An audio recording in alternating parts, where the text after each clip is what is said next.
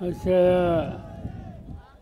कार्यक्रमाचे अध्यक्ष श्रीयुत बाबूराव केदार पगार यांचे विचार मगाशी आपण ऐकले.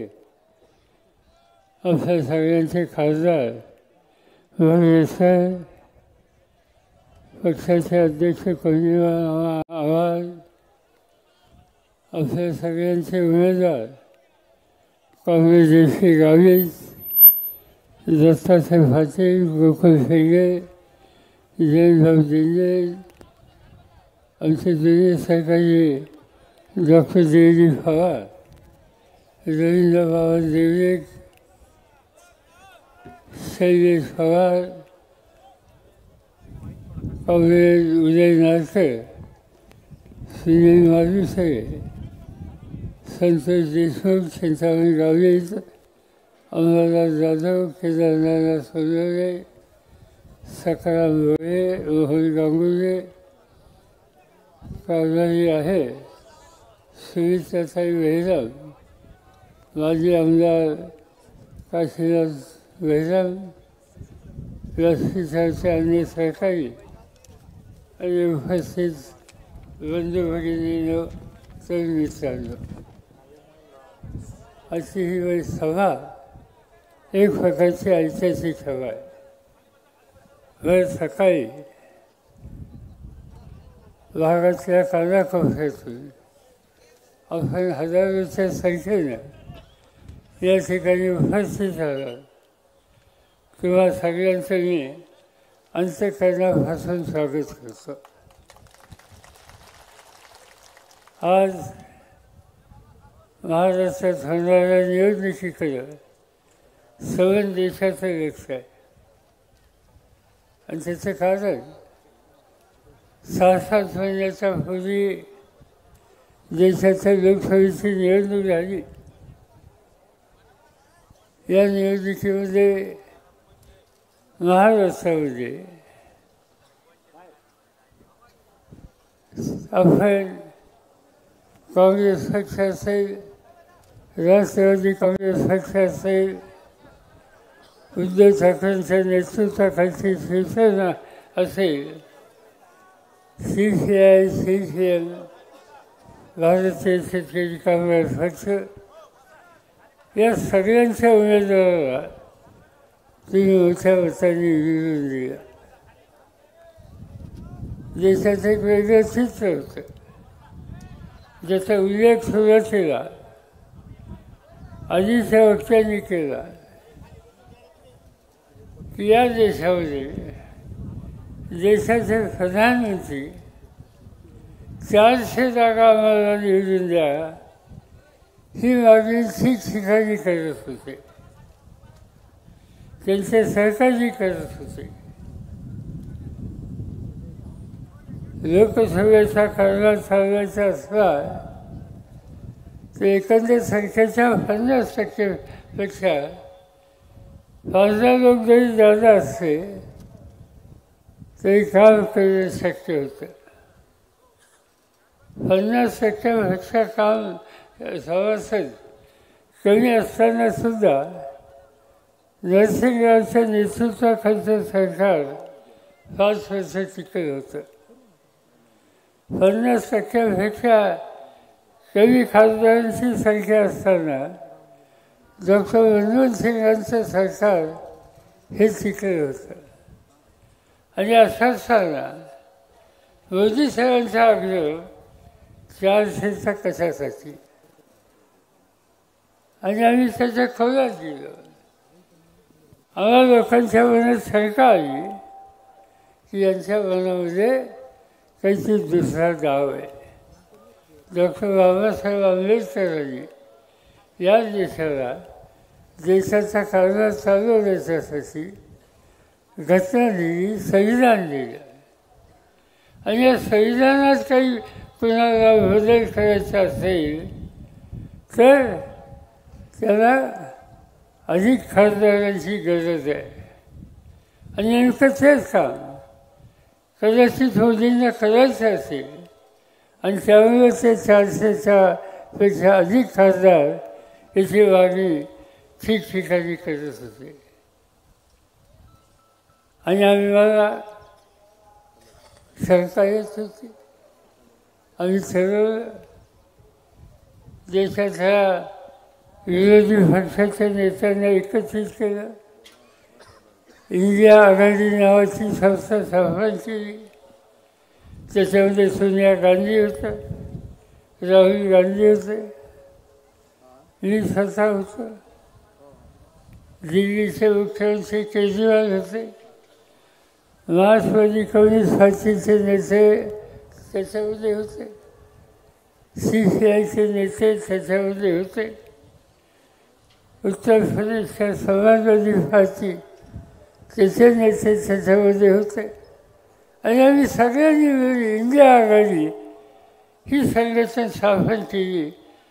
आणि देशाच्या जनतेला सांगितलं ठिकठिकाणी जाऊन की यांना अधिक जागा दिल्या तर या देशामध्ये बाबासाहेबांनी दिलेली घटना आहे त्या घटनेला हे धक्का लावल्याशिवाय राहणार नाही.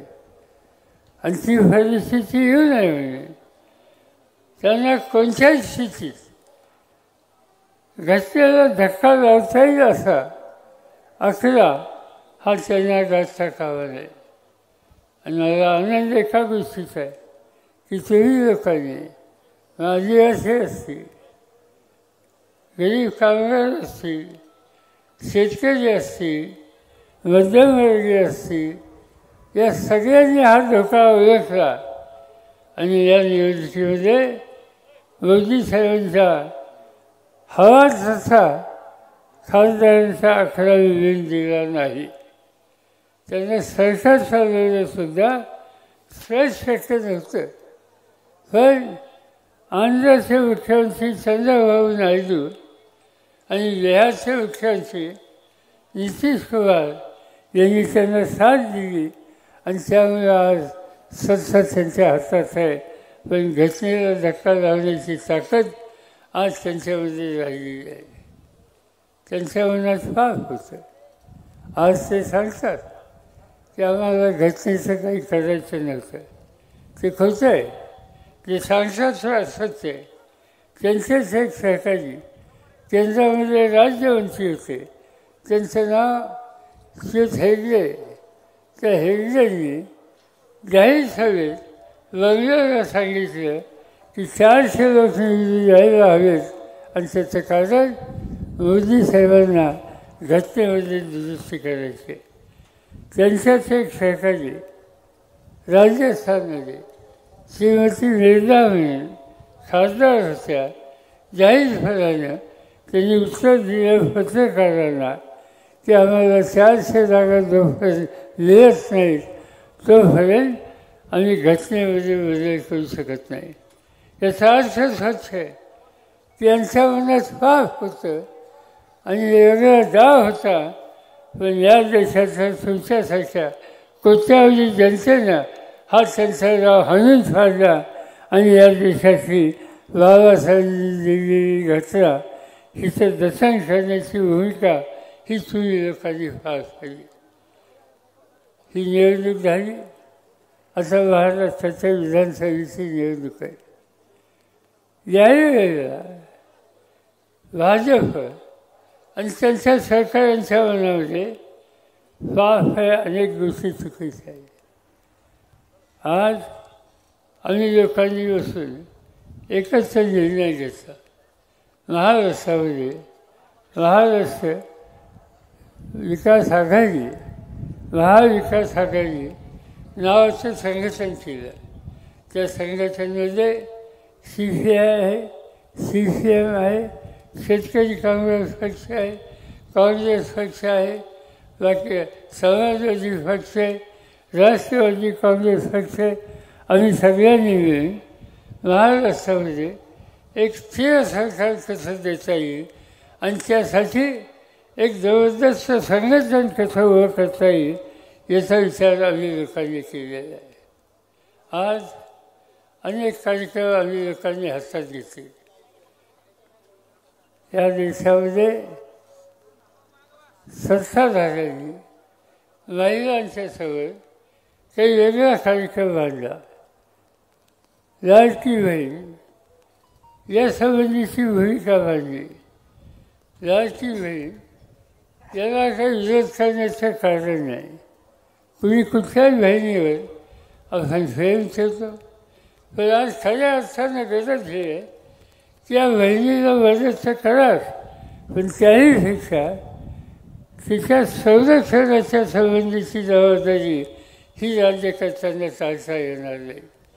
गेल्या काही महिन्यामध्ये आपण बघितलं, ठाणे जिल्ह्यामध्ये एका शाळेमध्ये लहान मुलींच्यासुद्धा अत्याचार केले गेले. अनेक ठिकाणी आपल्याला उदाहरणं ऐकायला मिळतात. स्त्रियांच्यावरचा अत्याचार, मुलींच्यावरचा अत्याचार.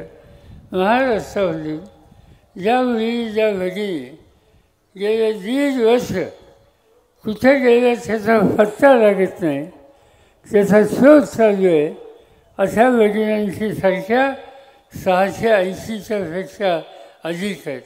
680 तुमच्या माझ्या घरातल्या मुली कुठेतरी गेल्या, त्यांचा पत्ता लागत नाही.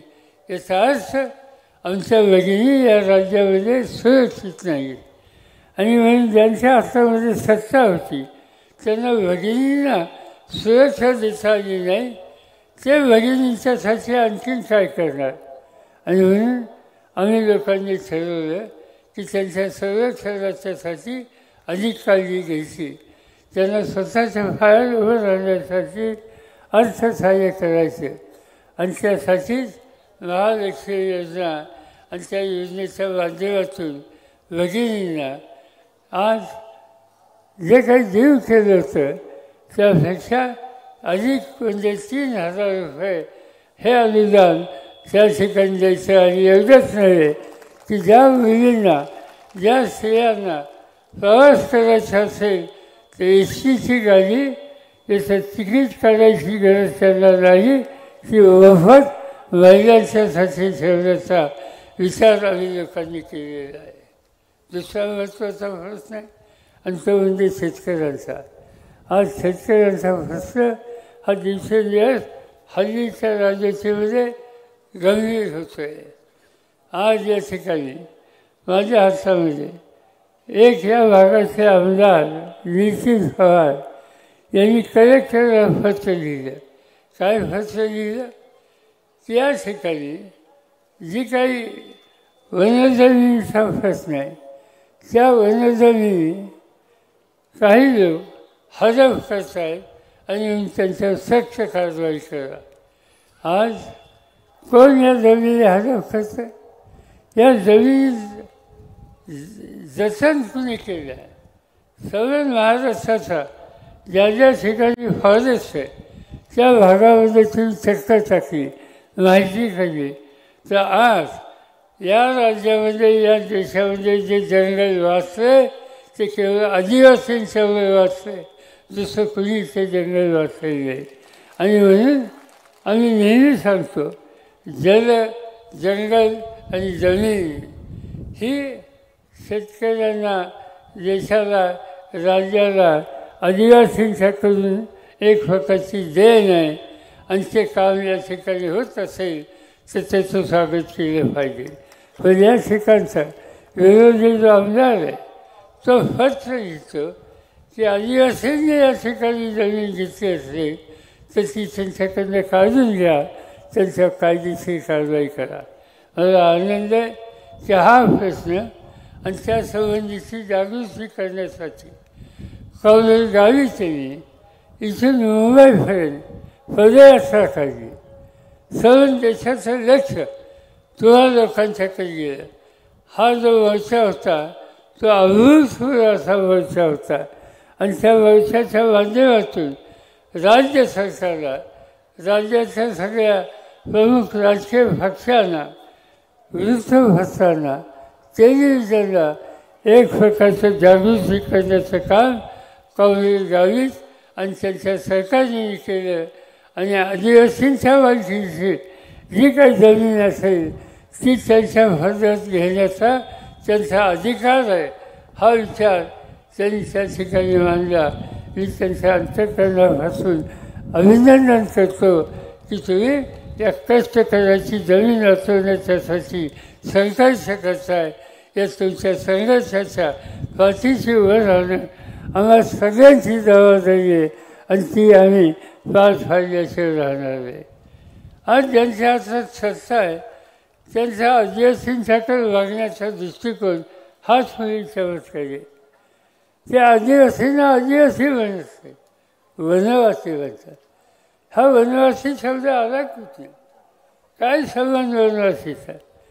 हा आमचा आदिवासी आदिवासी आहे, जंगलाचा रक्षक आहे, कष्ट करणार आहे, शेती करणार आहे, समाजाच्या हिताची जपणूक करणार आहे आणि त्याला वनवासी म्हणून एका वेगळ्या दिशेला त्याला नेण्याचा संबंधीचा काळ आज राज्यकर्ते ताकद असली तर ही गोष्ट आम्ही कदापि मंजूर करणार नाही. आणि त्या दृष्टीनं आज काँग्रेस गावीत हे अखंडपणाने काम करतात. मला ठाऊक आहे, मी राज्याचा प्रमुख होतो त्या काळामध्ये सुद्धा काँग्रेस गावीत महाराष्ट्राच्या विधानसभेमध्ये होते. त्या सगळ्या काळामध्ये एक वेळेसुद्धा या ग्रस्तांनी व्यक्तिगत काम आम्हाला कधी सांगितले नाही. जे काही प्रश्न मांडले ते आदिवासींचे मांडले, आयावजींचे मांडले, बेरोजगार तरुणांचे मांडले, शेतकऱ्यांचे मांडले, विकासाच्या संदर्भाचे मांडले. आज विकासाच्या नावाखाली एक वेगळे राजकारण सुरू झाले. विकास याचा अर्थ काय? विकास याचा अर्थ सामान्य माणसाच्या जीवनामध्ये सुधारणा झाली, परिवर्तन झालं, त्याचा जगण्याचा, त्याचा कामधंद्याचा, त्याच्या पुढच्या पिढीचा, शिक्षणाचा हा अधिकार दर्शन झाला आणि त्याच्या जीवनात फरक पडला, त्याला विकास म्हणतात. आणि त्या विकासाला प्रोत्साहन देण्याच्यासाठी आज काँग्रेस गावी त्यांचे सहकारी अखंडपणानं प्रयत्नाची फराकर्ता करतात. त्याला शक्ती देणं, त्याला पाठिंबा देणं ही तुमची माझी सगळ्यांची जबाबदारी. आज हे राज्यकर्ते आणि इथे नेते कधी कधी गमत वाटते. आता मी येताना शिवछत्रपतींचा पुतळा हा बघत होतो आणि माझ्या लक्षात आलं की या पुतळ्याच्या उद्घाटनाला मला बोलवलं होतं, मी स्वतः आलो होतो. आणि त्यावेळेला ज्या प्रकारची रोषणाच्या ठिकाणी केली त्यामुळे त्या पुतळ्याचं खरं स्वरूप आम्हाला काही बघता आलं नाही. पण अश्वारूढ शिवराजे महाराजांचा उंच पुतळा हा त्या ठिकाणी अवश्य दिसला. पण आज येताना मी बघितलं त्या पुतळ्याचं काम अर्धवट राहिलेलं आहे. खालचं काम याच्यामध्ये काही प्रगती झाली नाही. आणि छत्रपती शिवाजी महाराज या देशाचं दैवत, या देशाच्या प्रत्येक माणसाला अभिमान वाटावं अशा प्रकारचं हा होतं. एका दृष्टीनं युगपुरुष, युगायुगामध्ये असं कर्तृत्व असलेली व्यक्ती जन्माला येत नाही. ती जन्माला या राज्यात आली आणि म्हणून तुम्हाला त्यांचा अभिमान आहे आणि म्हणून त्यांचा पुतळा केला तर आनंद आहे.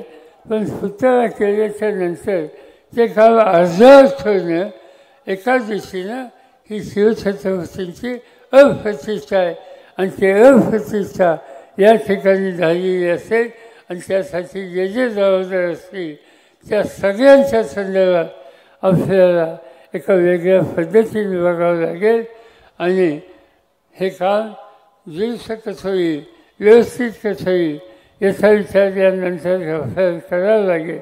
आणि त्यासाठी या निवडणुकीच्या नंतर प्रमुख लोकांनी बसावं आणि हे आजरोज काम योग्य रस्त्याने यावं.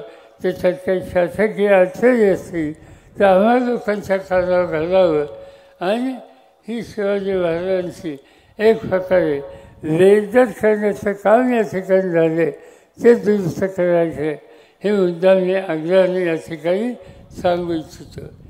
खरं सांगायचं म्हणजे या राज्यकर्त्यांना शिवाजी महाराजांची आस्था किती आहे याची शंका माझ्या मनात येते. तुम्हाला आठवत असेल 1 महिन्याच्या पूर्वी सिंधुदुर्ग जिल्ह्यामध्ये समुद्र किनाऱ्यावर शिवाजी महाराजांचा पुतळा हा उभा केला. तो पुतळा उभा करण्यासाठी देशाचे प्रधानमंत्री आले. त्यांनी त्याचं उद्घाटन केलं आणि एका महिन्याच्या आत तिचा पुतळा मोडून पडला. पुतळा मोडतो याच्यावरच विश्वास नाही. चौकशी केली तर सांगण्यात आलं की वारा आला. तो वारा इतका होता की तो पुतळा खाली कोसळला. आपण कधी मुंबईला गेला असाल तर इंडिया गेट नावाचा भाग आहे, ताज हॉटेलच्या समोर 1960 साली त्या ठिकाणी शिवाजी महाराजांचा पुतळा उभा केला. समोर समुद्र आहे, अखंड वारा असतो. पण आज इतक्या वर्षात त्या पुतळ्याला धक्का बसला नाही. मुंबईमध्ये शिवाजी पार्क नावाचा भाग आहे, समुद्राच्या जवळ आहे. शिवाजी महाराजांचा पुतळा त्या ठिकाणी उभा आहे. अनेक वर्ष झाले अखंड वारा असताना कधीही त्या ठिकाणी पुतळ्याला धक्का बसला नाही. आणि मोदी साहेबांनी ज्या पुतळ्याचं अनावरण केलं तो मात्र पुतळा एका महिन्याच्या आत मोडून खाली पडतो. भ्रष्टाचार हे या सरकारचं वैशिष्ट्य आहे. पण हा भ्रष्टाचार पुतळ्यामध्ये सुद्धा, आणि तेही युगपुरुषाचा, तिथे भ्रष्टाचार करण्याचं पाप जे लोक करतात त्यांच्या हातामध्ये महाराष्ट्राची सत्ता द्यायची नाही. हा निकाल तुम्हाला मला घ्यावा लागेल. आज तुमचे अनेक प्रश्न आहेत. वनजमिनीचे प्रश्न आहेत, नारळाच्या पाण्याचे प्रश्न आहेत, आदिवासी आणि अन्य समाजाच्या तरुणांच्यामध्ये बेकारीचे प्रश्न आहेत. या सगळ्या भागाला कुठेतरी एक प्रकारचा आधार द्यायची गरज आहे. आणि तो आधार द्यायला आज जे आम्ही महाविकास आघाडी हे संघटन उभं केलं त्यांच्या पाठीशी तुम्ही शक्ती उभी केली तर मी तुम्हाला खात्री देतो की महाराष्ट्रामध्ये परिवर्तन केल्याशिवाय आम्ही व्यासपीठावर बसलेलो गप्प बसणार नाहीत. देशाचं एक नंबरचं राज्य हे जर महाराष्ट्राचं लौकिक होता तो राज्यकर्त्यांनी घालवला. पुन्हा एकदा महाराष्ट्र देशाचं एक नंबरचं राज्य करणं हे सूत्र घेऊन आम्ही सगळेजण काम करू हा विश्वास तुम्हाला देतो आहे. पण ते काम करण्याच्यासाठी मताचा अधिकार तुम्ही लोकांनी काँग्रेस गावी त्यांना दिला पाहिजे. हे मत तुम्ही त्यांना द्या. या मताच्या जोरावर राज्यामध्ये सत्तेचं परिवर्तन आपण करू.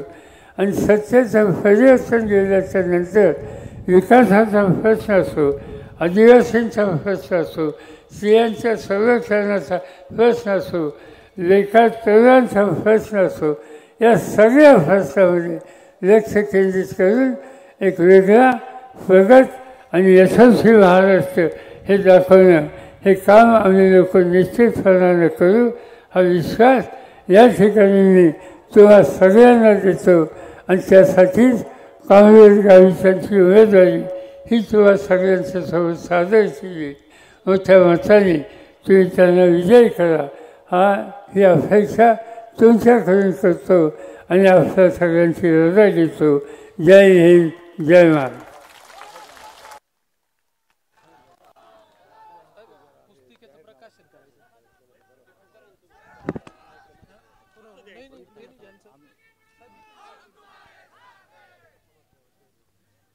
एकशे 17 कल्याण सुरगाणा विधानसभा मतदारसंघ इथं महाविकास आघाडीच्या वतीनं भारतीय कम्युनिस्ट पार्टी, मार्क्सवादी, राष्ट्रवादी काँग्रेस, शरदचंद्र पवार, काँग्रेस, उद्धव बाळासाहेब ठाकरे यांच्या नेतृत्वाखालची शिवसेना, शेतकरी कामगार पक्ष, CPI, CPM या सगळ्यांच्या मदतीने स्थापन केलेल्या महाविकास आघाडीचे अधिकृत उमेदवार मतदान पत्रिकेवर त्यांचा नंबर पाहिला आहे.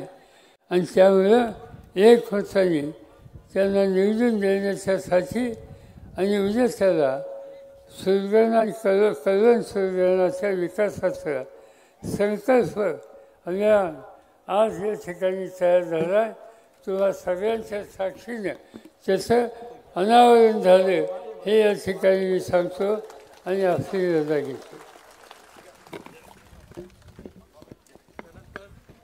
याच्यामध्ये जाहीरनामा दिला आहे आणि 5 वर्षात काय करणार मग उगीचच मागत नाही, कामासाठी मत मागत आहे. त्या कामाचा जाहीरनामा हा सुद्धा याच्यामध्ये दिला आहे. मी त्यांचं अभिनंदन करतो. आदरणीय सुनील आबा देवरे यांनी शरदचंद्रजी पवार एक विचार या पुस्तकाचं हस्तलिखित पुस्तकाची मूळ प्रत